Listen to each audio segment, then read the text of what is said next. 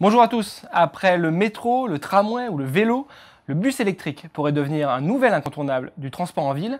Pour en parler, deux invités et une émission, et c'est sur la chaîne Smart City.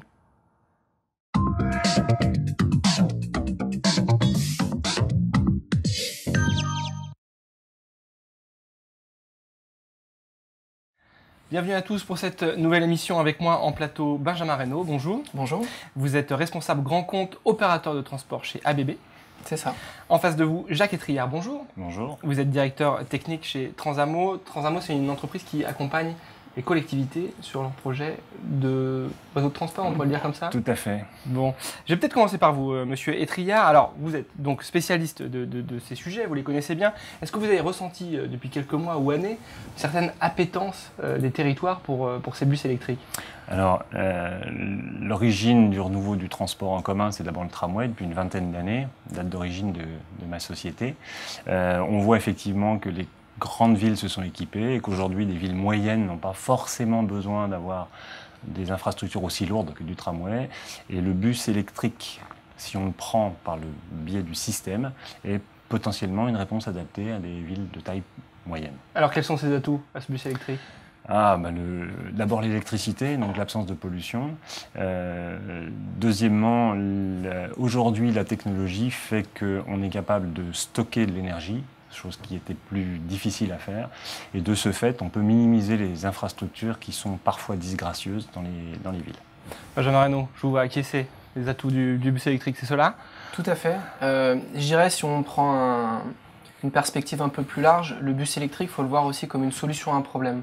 Ce problème, on le connaît tous, sans être forcément scientifique, c'est la pollution.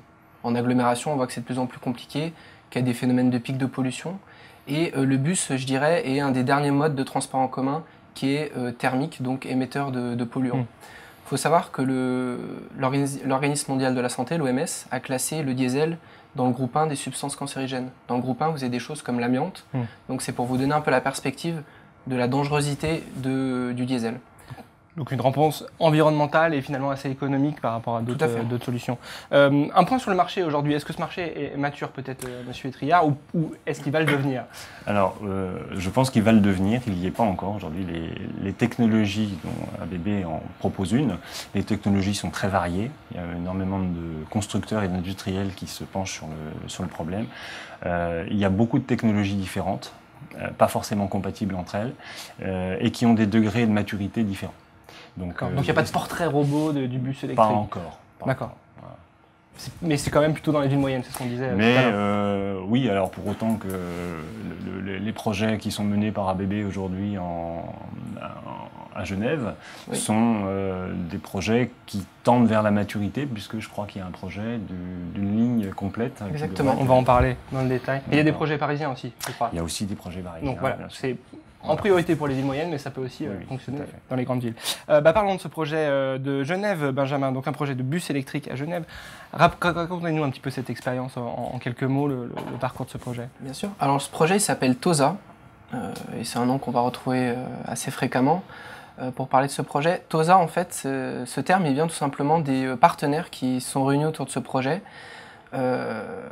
Et partenaires ils partageaient tous la volonté de développer une solution de transport qui soit capacitaire d'une part, puisqu'on a des besoins dans les agglomérations d'avoir des modes de transport qui permettent de transporter beaucoup de monde de façon efficace, qui satisfassent les critères de la mobilité durable, donc qui ne soit pas un mode thermique, hybride, mais qui soit vraiment électrique, et aussi un mode de transport qui a un faible impact sur la ville.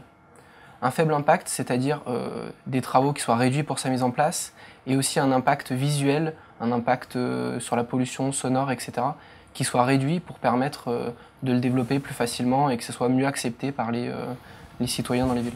Jacques Etriard. Oui, on parlait du projet de Genève. Récemment, en France, par exemple, le groupe Transdev a mis en place une expérimentation du projet Watt sur l'aéroport de Nice. D'accord. Ce sont des technologies. Il y a beaucoup d'émergence. Voilà. Très bien. Pour ce projet de Genève, quel était le calendrier? Alors le calendrier était assez serré pour ce type de projet. En fait, pour vous expliquer un peu la genèse du projet, les 4 partenaires sont réunis pour mettre en commun chacun leur expérience. ABB en tant qu'industriel, par exemple, les TPG en tant qu'exploitants, qui ont un vrai besoin de développer leur réseau et qui ont aussi tout le recul de l'exploitation de ce qui fonctionne dans un réseau de transport en commun et ce qui ne fonctionne pas.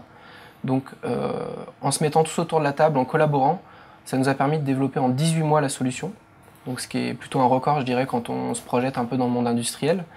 Et la volonté à l'issue du développement, c'était de mettre en place un démonstrateur pour montrer qu'à l'échelle 1, ça fonctionne, que le bus électrique, c'est pas une utopie, que ça fonctionne sur un bus de grande capacité, parce qu'on est sur un bus de 18 mètres, donc c'est à peu près 140 personnes qu'on peut emmener dans ce bus-là. Et ce bus, il a été mis en service pour le congrès UITP. Donc le congrès UITP, c'est un congrès international des transports publics à Genève en 2013, au printemps, et où on a pu transporter les congressistes entre l'aéroport et le palais des expositions.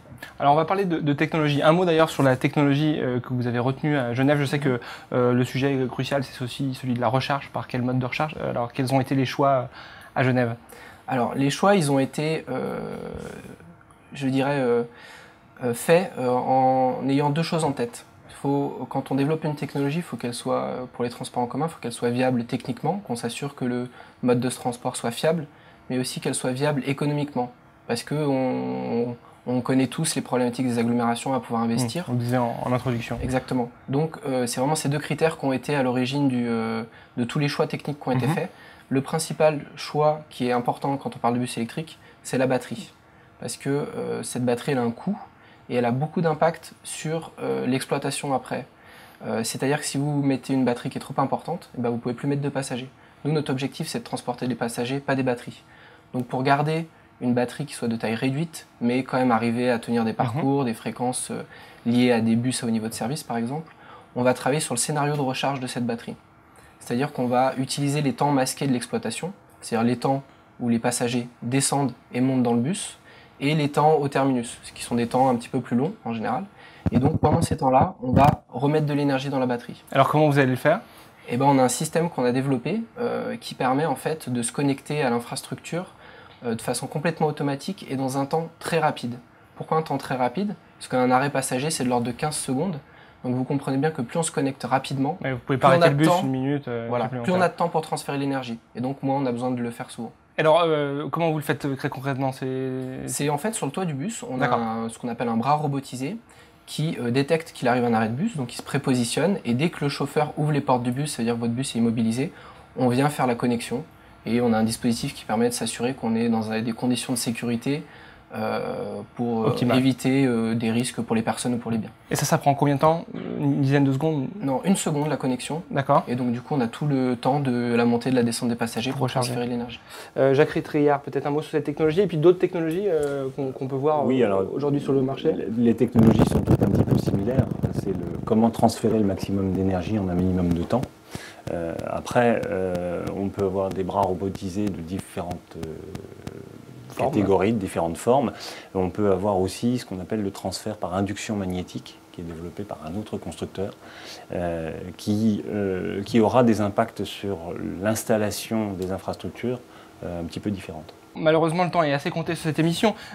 Si on devait donner quelques conseils aux décideurs publics qui souhaitent se mettre à ce mode de transport, au bus électrique, qu'est-ce qu'on pourrait leur conseiller, peut-être Jacques Rétriard? D'abord, de définir leur projet, parce que les technologies ne sont pas forcément toutes adaptées à tout type de projet.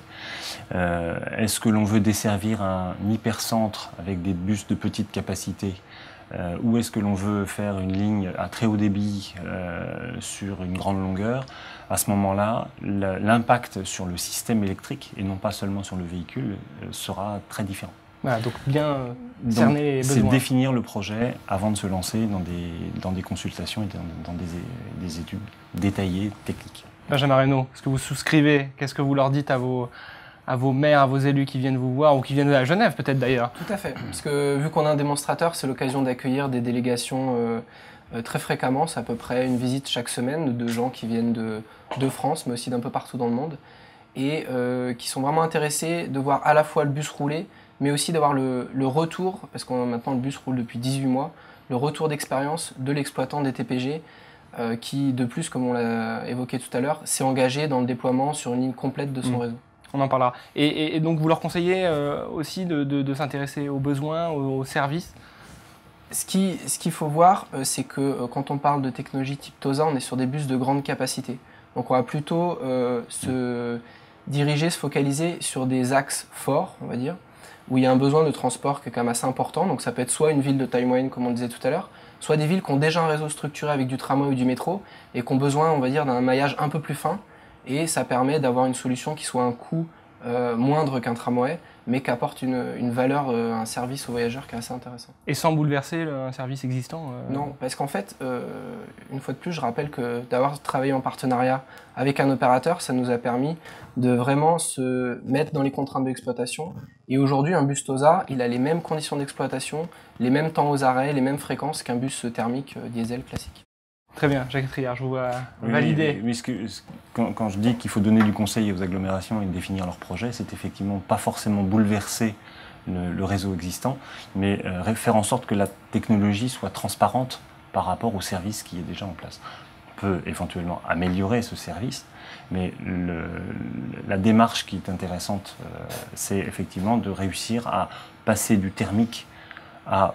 Aujourd'hui, on le fait sur de l'hybride. Il y a des projets, je pense à Metz, par exemple, pour demain être complètement en électrique. Donc substituer un mode de propulsion par rapport à un autre. Voilà.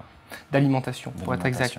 Le titre de cette émission, c'était des bus électriques bientôt dans nos centres-villes. Alors, quand va-t-on voir ces bus électriques? Alors vous me parliez de 2016, c'est ça, à Genève? Oui, alors le projet, c'est le projet de la ligne 23, qui est une ligne qui est déjà existante à Genève, et où les TPG et les autorités organisatrices à Genève ont annoncé au mois de mars que cette ligne, elle allait être électrifiée avec la technologie TOSA. Donc c'est à peu près une douzaine de bus sur une ligne qui fait 13 km par sens. Et elle va être mise en service entre fin 2016 début 2017.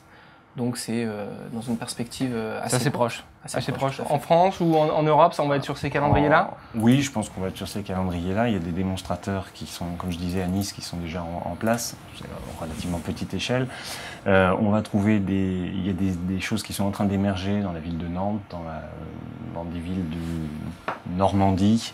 En Île-de-France, le STIF s'intéresse de plus en plus avec les annonces politiques qui ont été faites pour aller vers le tout électrique. Bon, 2016-2017, on peut parier là-dessus. On pourrait parier là-dessus. Bon, rendez-vous est pris. Merci à tous les deux pour votre venue sur ce plateau et vos explications et retours d'expérience sur les bus électriques.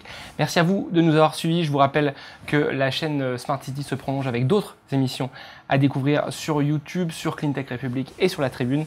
Au revoir.